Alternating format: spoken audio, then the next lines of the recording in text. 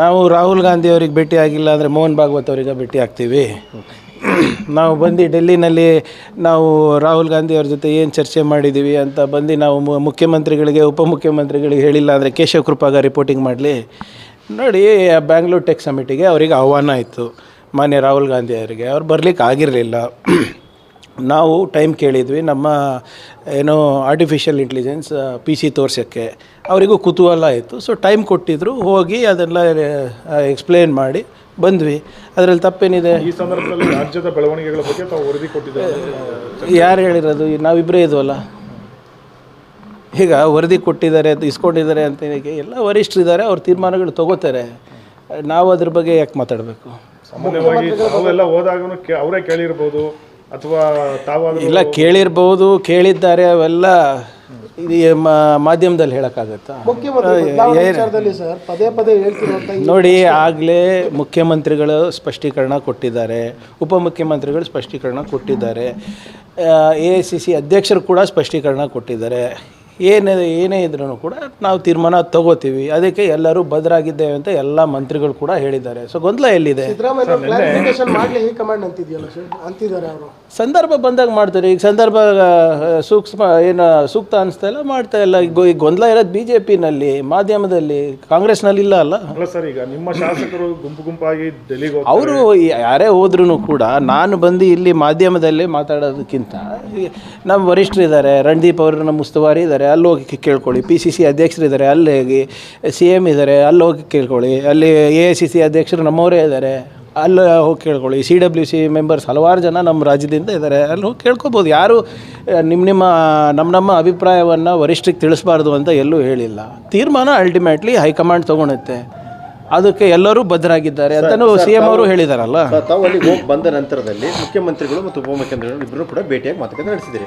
ಕಾಂಗ್ರೆಸ್ ಅಲ್ಲಿ ಮಾತುಕತೆ ಹೋಗಿದ್ರು, ಬಹುಶಃ ಸಹಜವಾಗಿ ಏನಾದ್ರು ಸಂದೇಶವನ್ನು ಕಳಿಸಿರ್ಬೋದು. ಪ್ರಸ್ತುತ ನೋಡಿ, ಸಚಿವರು ಇದ್ದೀರಿ, ನೋಡಿ ಇದ್ದವರು ಇಬ್ಬರು ಸಂದೇಶ ಕೊಟ್ಟಿದ್ದಾರ ಬಿಟ್ಟಿದ್ದಾರ. ನಾವು ಮಾನ್ಯ ಮುಖ್ಯಮಂತ್ರಿಗಳಿಗೆ ಉಪಮುಖ್ಯಮಂತ್ರಿಗಳಿಗೆ ಯಾಕೆ ಹೋಗಿದ್ವಿ, ಏನಕ್ಕೆ ಹೋಗಿದ್ವಿ ಅಂತ ತಿಳಿಸಿದ್ದೇವೆ.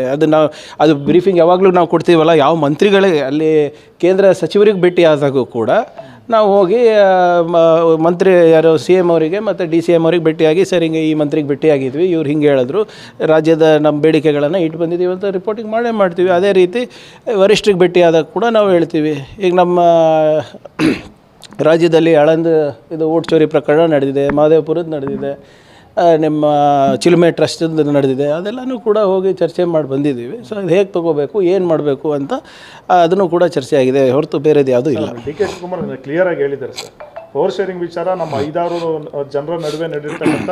ನೋಡಿ, ಇದು ನಾನು ಅವತ್ತಿಂದ ಹೇಳ್ತಾ ಇದ್ದೀನಿ ಇವರೇ, ನಾನು ಹೇಳೋದು ನೀವು ಕೇಳೋದಿಲ್ಲ. ನಾನು ಏನು ಮಾಡಲಿ? ಇದ್ದವ್ರು 3-4 ಜನ ಚರ್ಚೆ ಮಾಡಿದ್ದಾರೆ. ಅದೇನು ಚರ್ಚೆ ಮಾಡಿದ್ದಾರೆ ಅಂತ ಅವ್ರಿಗೆ ಗೊತ್ತಿದೆ. ಏನು ತೀರ್ಮಾನ ತೊಗೊಂಡ್ರು ವರಿಷ್ಠರು ತೊಗೋತಾರೆ. ದಟ್ ಈಸ್ ವೆರಿ ಕ್ಲಿಯರ್ ಅಲ್ಲ. ಈಗ ಯಾರಾದರೂ ಒಬ್ಬರ ಮೇಲೆ ಇಲ್ಲ ಹೀಗೆ ಆಗಬೇಕು ಹಾಗೆ ಆಗಬೇಕು ಅಂತ ಹೇಳಿದಾರ? ಎಲ್ಲರೂ ಕೂಡ ಹೈಕಮಾಂಡಿಗೆ ಬಿಟ್ಟಿದ್ದಾರೆ. ಬಟ್ ನಿಮ್ಮ ಪಕ್ಷದ ನಾಯಕರು ಹೇಳ್ತಾ ಇರೋದು ಸರ್, ಇದೆಲ್ಲ ಕ್ಲಿಯರ್ ಆಗಲಿ, ಆದಷ್ಟು ಬೇಗ ಕ್ಲಿಯರ್ ಆಗಲಿ ಅಂತಾನೆ. ಅದೇ what ever it is, clear ಎಲ್ಲ ಆಗಬೇಕು. ವರಿಷ್ಠರ ಅಂಗಳದಲ್ಲಿ ಆಗಬೇಕು, ಮಾಧ್ಯಮದಲ್ಲ. ನಾವು ಪ್ರೈಮ್ ಟೈಮ್ನಲ್ಲಿ ಕೂತ್ಕೊಂಡಿದ್ದು ಕ್ಲಿಯರ್ ಮಾಡೋಕ್ಕಾಗ್ತದೆ? ಅದೇ ನಮ್ಮ ಶಾಸ್ತ್ರಕ್ಕೆ ನಾನು ಹೇಳ್ತಾ ಇರೋದು, ನನ್ನ ಬಗ್ಗೆನೇ ಹೇಳ್ತಾ ಇರೋದು. ನಾನು ಬಂದು ಪ್ರೈಮ್ ಟೈಮ್ನಲ್ಲಿ ಕೂತ್ಕೊಂಡು ನನ್ನ ಅಭಿಪ್ರಾಯಗಳನ್ನು ವ್ಯಕ್ತಪಡಿಸಿದ್ರೆ ಅದು ಏನು, ಅದು ವ್ಯರ್ಥ. ಸಹಜ ಸರ್. ಈ ಸಂದರ್ಭದಲ್ಲಿ ತಾವು ಹೋಗಿದ್ದೀರಿ, ತಾವು ಹಿರಿಯ ಸಚಿವರಿದ್ದೀರಿ ಸರ್. ಇಂಥ ಸಂದರ್ಭದಲ್ಲಿ ನಿಮ್ಮ ಹತ್ರ ಮಾತಾಡದೇ ಇರುತ್ತೆ ಸರ್, ಅಂದರೆ ಒಂದು ಅಟ್ಲೀಸ್ಟ್ ಒಂದು ಕರ್ಟೇಷನ್ ಮಾತುಗಳು ಇರ್ತಾವಲ್ಲ ರಾಜ್ಯ ರಾಜಕಾರಣದ. ನೋಡಿ, ಇದ್ರೂ ಇರ್ಬೋದು, ಇರದೇ ಇರ್ಬೋದಲ್ವ. ಇದೆ ಅಂತಲೇ ಯಾಕೆ ಭಾವಿಸ್ಬೇಕು? ಆಮೇಲೆ ಒಂದು ವೇಳೆ ಇದ್ರೂ ಕೂಡ ಅದು ಈ ಬ್ರಾಡ್ಕಾಸ್ಟ್ ಮಾಡೋದೇನಿದೆ ಅದರಲ್ಲಿ? ತಾವು ಮಾತಾಡಿದಿರಿ, ಹೊರಗಡೆ ಹೇಳುವಂಥದ್ದು ಏನೂ ಇಲ್ಲ. ನೋಡಿ, ಆಗಲೇ AICC ಅಧ್ಯಕ್ಷರು ಇದ್ರ ಬಗ್ಗೆ ಸ್ಪಷ್ಟವಾಗಿ ಹೇಳಿದ್ದಾರೆ, ನಾನು ತೀರ್ಮಾನ ತೊಗೊತೀನಿ ಅಂತ. CM ಅವರು ಸ್ಪಷ್ಟವಾಗಿ ಹೇಳಿದ್ದಾರೆ, ಹೈಕಮಾಂಡಿಗೆ ನಾವು ಬಿಟ್ಟಿದ್ದೇವೆ ಅಂತ. DCM ಅವರು, ನಾನು ಶಿಸ್ತಿನ ಸಿಪಾಯಿ ಇದ್ದೀನಿ, ಕಾರ್ಯಕರ್ತರೆಲ್ಲರೂ ಸೇರಿ ನಮ್ಮ ಸರ್ಕಾರ ತಂದಿದೆ, ಏನಿದ್ರು ಹೈಕಮಾಂಡ್ ನಿರ್ಣಯ ಅಂತಲೇ ಹೇಳಿರೋದು. ಸೊ ಇದರಲ್ಲಿ ಗೊಂದಲ ಏನಿದೆ? Everybody has left it to the high command. 29ಕ್ಕೆ ಬಹುತೇಕ ಮಾತುಕತೆ ಒಂದು ಮೀಟಿಂಗ್ ಫಿಕ್ಸ್ ಆದಂಗೆ ಕಾಣಿಸ್ತಾ ಇದೆ ಸರ್ ದೆಹಲಿ. ಇಲ್ಲ, ನನಗೆ ಅದ್ರ ಬಗ್ಗೆ ಮಾಹಿತಿ ಇಲ್ಲ. 29, 30 ಈ ಡೇಟ್ಗಳು ಎಲ್ಲಿಂದ ಸಿಗುತ್ತೆ ತಮಗೆ ನನಗೆ ನನಗೆ ಮಾಹಿತಿ ಇಲ್ಲ. ಈ ಬೆಳವಣಿಗೆಗಳ ನಡುವೆ ಮಲ್ಲಿಕಾರ್ಜುನ್ ಖರ್ಗೆ ಅವರನ್ನೇ ಸಿಎಂ ಮಾಡಬೇಕು, ಅವ್ರು ಮಾಡ್ತಾರೆ ಸಮರ್ಥರಿದ್ದಾರೆ ಅನ್ನೋ ಮಾತನ್ನ ಹಿರಿಯ ಸಚಿವರು ಮಾತಾಡ್ತಿದ್ದಾರೆ. ನೋಡಿ ಇವರೇ, ಇಲ್ಲಿ ಚುನಾವಣೆ ನಡೆದಾಗೆಲ್ಲ ಅವ್ರು ಮುಖ್ಯಮಂತ್ರಿ ರೇಸ್ನಲ್ಲಿರ್ತಾರೆ, ಮೇಲ್ಗಡೆ ಪಾರ್ಲಿಮೆಂಟ್ ನಡೆದಾಗೆಲ್ಲ ಪ್ರಧಾನಮಂತ್ರಿ ರೇಸ್ನಲ್ಲಿರ್ತಾರೆ. ಅವೆಲ್ಲ ನೋಡಿ ಇವಾಗ ಅಪ್ರಸ್ತುತ ಚರ್ಚೆಗಳು. ಮಾನ್ಯ ಖರ್ಗೆ ಸಾಹೇಬರು ಕೂಡ ಹಿಂದೆನೇ ಹೇಳಿದ್ದಾರೆ ಇದ್ರ ಬಗ್ಗೆ ಎಲ್ಲ. ಅದ್ರ ಬಗ್ಗೆ ಹೆಚ್ಚೇನು ಪ್ರಸ್ತಾವನೆ ಮಾಡಿ ಅದು ಉದ್ದಗೆಳೆಯೋದು ಅವಶ್ಯಕತೆ ಇಲ್ಲ. ದಲಿತ ಸಂಘಟನೆಗಳು ಸರ್ ರಸ್ತೆಗಿಳಿದು ಅವರು ಕೇಳ್ತಿದ್ದಾರೆ, ದಲಿತ ಲೀಡರ್ಗೆ ಯಾಕೆ ಕೊಡಬಾರ್ದು? ಇಲ್ಲ, ಎಲ್ಲ ಸಮುದಾಯದ ಜನರು ಕೂಡ ಅವರ ನಾಯಕರಲ್ಲಿ ಕೇಳೋದ್ರಲ್ಲಿ ತಪ್ಪಿಲ್ಲ. ದರ್ ಇಸ್ ನಥಿಂಗ್ ರಾಂಗ್ ಅಲ್ಲ. ಈಗ ಹಿಂದುಳಿದ ವರ್ಗದವ್ರು ಕೇಳ್ತಾರೆ, ಮೇಲ್ವರ್ಗದವ್ರು ಕೇಳ್ತಾರೆ, ಅಲ್ಪಸಂಖ್ಯಾತರು ಕೇಳ್ತಾರೆ, ದಲಿತರು ಕೇಳ್ತಾರೆ. There is nothing wrong. But ಎಲ್ಲದಕ್ಕೂ ಸಮಯ ಸಂದರ್ಭ ಅವೆಲ್ಲ ಇರ್ತದೆ. ಸೀನಿಯಾರಿಟಿ ತಗೊಂಡ್ರೆ KPCC ಅಧ್ಯಕ್ಷನಾಗಿ ನಾನು 8 ವರ್ಷ ಇದ್ದೆ, ನಾನು ಕೂಡ ರೇಸ್ನಲ್ಲಿದ್ದೀನಿ, ನಾನು ಕೂಡ ಆಕಾಂಕ್ಷಿ ಅನ್ನೋದು ಮಾತು. ನೋಡಿ, ಹಿಂದೆ DCM ಆಗಿ ಇದ್ದವರು ಅವರು. ನೀವು ಹೇಳ್ದಂಗೆ 8-10 ವರ್ಷ ಅವ್ರದ್ದು ಕೂಡ ಸೇವೆ PCC ಆಗಿ ಸುದೀರ್ಘ ಕಾಲ ಇದ್ದಾರೆ. ಬಹುಶಃ ನಮ್ಮ ರಾಜ್ಯದ ಇತಿಹಾಸದಲ್ಲಿ ಅತ್ಯಂತ ದೀರ್ಘಕಾಲ ಅವರು ಅಧ್ಯಕ್ಷರಾದವರು. ಸೊ ಅರ್ಹತೆ ಭಾಳಷ್ಟು ಜನರಿಗಿದೆ ನಮ್ಮ ಪಕ್ಷದಲ್ಲಿ. The depth in leadership in Congress is immense. What ever it is, ಅವ್ರವ್ರ ಅಭಿಮಾನ ರೀ, ಏನು ಮಾಡೋಕ್ಕಾಗುತ್ತೆ? ಈಗ ನಾನು ನಿಮ್ಗೆ ತಡೆಯಲಿಕ್ಕೆ ಬಿ ಜೆ ಪಿಯವ್ರಿಗೆ ಕೇಳ್ಕೊಂಡು ನಾವು ಪಕ್ಷ ನಡ್ಸೋಕ್ಕಾಗುತ್ತಾ?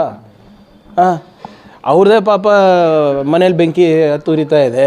ಪಾಪ ವಿಜೇಂದ್ರ ಅವ್ರಿಗೆ ಸೆಕೆಂಡ್ ಟೈಮ್ ಸಿಗುತ್ತಾ ಇಲ್ಲ ಅಂತ ಓಡಾಡ್ತಾ ಇದ್ದಾರೆ. ಅಶೋಕ್ ಅವರಿಗೆ ಪಾಪ ಚೂ ಬಿಟ್ಟಿದ್ದಾರೆ. ಇಲ್ಲಿ ಯಾವುದಾದ್ರೂ ಒಂದು ವಿಷಯ 2.5 ವರ್ಷದಲ್ಲಿ ಸಮರ್ಥವಾಗಿ ವಿರೋಧ ಪಕ್ಷದವರು ತೊಗೊಳಕ್ಕಾಗಿದೆಯಾ ಹೇಳಿ? Mr. Sadanand Gowda says we are ready to give outer support to Mr. DK Shivakumar. What kind of statement is? How you read it, sir? I don't know. ಅವರು ಪೊಲಿಟಿಕಲ್ ರೆಲೆವೆನ್ಸಿಗೆ ಏನೇನು ಹೇಳ್ತಾರೆ ಸದಾನಂದ ಗೌಡರು ನನಗೆ ಗೊತ್ತಿಲ್ಲ. ಅವರಿಗೂ ರಾಜೀನಾಮೆ ಕೊಡಿಸಿದ್ರಲ್ಲ, ಈಗ ಸುಮ್ಮನೆ ಯಾವುದೋ ಹೈಕಮಾಂಡ್ ಜೊತೆ ಚೆನ್ನಾಗಿರಬೇಕು ಅಂತ ಹೇಳಿದೆ. ನಮ್ಮ ಕಾಲು ಚಪ್ಪಲಿನೂ ಆ ಕಡೆ ಹೋಗೋದಿಲ್ಲ. ನಮಗೇನು ಇದು ಬಿದ್ದಿದೆಯೋ BJP ಅವ್ರ ಹತ್ರ ಔಟ್ಸೈಡ್ ಸಪೋರ್ಟ್ ತೊಗೊಂಡು ಮಾಡೋಕ್ಕೆ? ನಮ್ಮ ತತ್ವನೇ ಬೇರೆ, ನಮ್ಮ ಸಿದ್ಧಾಂತ ಬೇರೆ. ನಮಗೇನು ನಾವು ಅಂಥ ಕೆಟ್ಟ ಕಾಲ ಬಂದಿಲ್ಲ ಇವ್ರ ಹತ್ರ ಹೋಗ್ಬಿಟ್ಟು ಸಪೋರ್ಟ್ ಕೇಳೋದು ಮಾಡೋದು. ಅವೆಲ್ಲ ಇವರೆಲ್ಲ ರಾತ್ರಿ ಹೊತ್ತು ಕನ್ಸು ಕಂಡಿರಬೇಕು, ಹಗಲಲ್ಲಿ ಕನ್ಸು ಕಂಡಿರಬೇಕು. ಅದು ಬಂದು ಇಲ್ಲಿ ಮಾಧ್ಯಮದಲ್ಲಿ ಹೇಳಿದ ತಕ್ಷಣ ಅದೇ ನಿಜ ಆಗ್ತದ? ಅವರೆಲ್ಲ ಹೆಂಗಾಗಿದ್ದು CM ಅದನ್ನು ಹೇಳಲಿ ಅಲ್ಲ ಜನರಿಗೆ. ಸರ್, ಈ ಸದ್ಯಕ್ಕೆಲ್ಲ ಗೊಂದಲ ಪರಿಹಾರ ಯಾವಾಗ ಆಗ್ಬೋದು ಸರ್?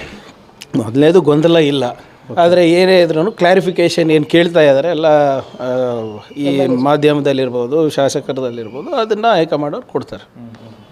ಯಾವಾಗ ಆಗ್ಬೋದು ಅಷ್ಟು ನೋಡಿರಿ. ಇವತ್ತು ಖರ್ಗೆ ಸಾಹೇಬರು ಮತ್ತೆ ಬೆಂಗಳೂರಿಗೆ ಬರ್ತಾ ಇದ್ದಾರೆ. ಒಂದು ಮದುವೆ ಇದೆ, ಅದು ಅಟೆಂಡ್ ಆಗಿಬಿಟ್ಟು ಮತ್ತು ನಾಳೆ ನಾಡಿದ್ದು ಅಲ್ಲಿ ಬೇರೆ 2-3 ಗಂಭೀರವಾದಂಥ ವಿಷಯಗಳು ಚರ್ಚೆ ಇದೆ. ನಮ್ಮ OBC ಇದಿರ್ಬೋದು, ಮತ್ತು BR ಚುನಾವಣೆದು ಯಾವುದೋ ಒಂದು ಮೀಟಿಂಗ್ ಇದೆ. ಅದು ಮುಗಿಸ್ಕೊಂಡು ಅವರೆಲ್ಲ ವರಿಷ್ಠರು ಕೂತ್ಕೊಂಡು ತೀರ್ಮಾನ ಮಾಡಿ ಯಾವಾಗ ಕರೆಸ್ತಾರೆ ನೋಡ್ತಾರೆ. ಆಮೇಲೆ ಸರ್, ಕೆಲವು ನಾಯಕರು ಸರ್ ಸಿದ್ದರಾಮಯ್ಯ ಇಲ್ಲದೆ ಕಾಂಗ್ರೆಸ್ ಇಲ್ಲ ಅಂತ ಎಚ್ಚರಿಕೆ ಕೊಡ್ತಾ ಇದ್ದಾರೆ. ಅದು ಎಚ್ಚರಿಕೆನ ಬ್ಲ್ಯಾಕ್ ಮೇಲ್ ಯಾವ ರೀತಿ?